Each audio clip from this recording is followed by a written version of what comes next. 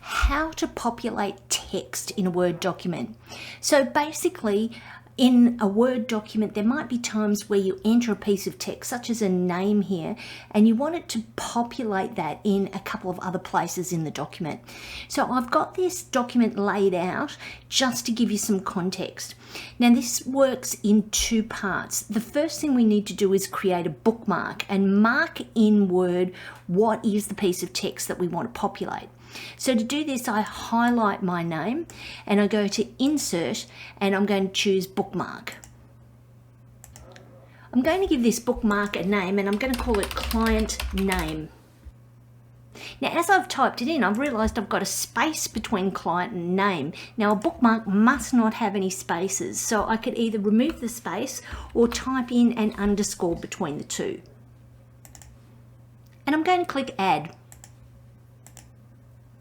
So that's the first part that we need to do, which is to insert the bookmark into Word so it knows when we position ourselves elsewhere and we want to put this bookmark, it knows what to populate in these other locations. So now let's move to the second step. So now we need to tell Word where we want to place this bookmark or piece of text. And we do that by inserting a cross-reference. So I'm just going to put a space in here. And what we need to do for our second step is to come up here to cross-reference, which is right next to bookmark. It offers up a numbered item as a reference time. We're going to click the drop arrow here and we're going to choose bookmark. And you can see here we've got the bookmark client name. Now don't get excited and just click client name and click insert. We need to take the tick out of the box that says insert as a hyperlink. Otherwise it's going to create a hyperlink back to the client name. So we're just going to take the tick out the box and we'll click insert. So you'll notice just up here it's inserted the name. Now let's click close, and now I'm going to come down to here. I'll go to cross-reference. There's our bookmark client name. You can see the ticks out of hyperlink. I'll choose insert again and close.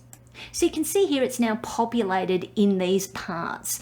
Now let's just say I want to change Donna Hanson to something like Brian Smith.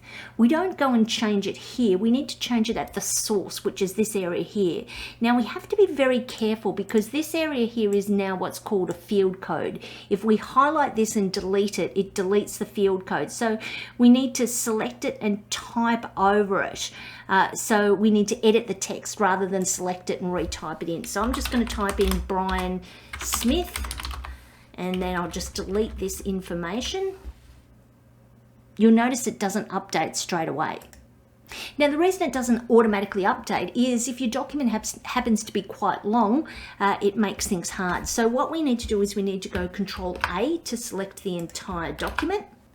Now with my entire document selected, all I need to do is right click on the highlighted text and choose Update Field.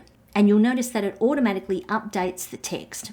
So that's how you create a bookmark and then use a cross-reference to enable text to be populated from one part of a document in Word to somewhere else.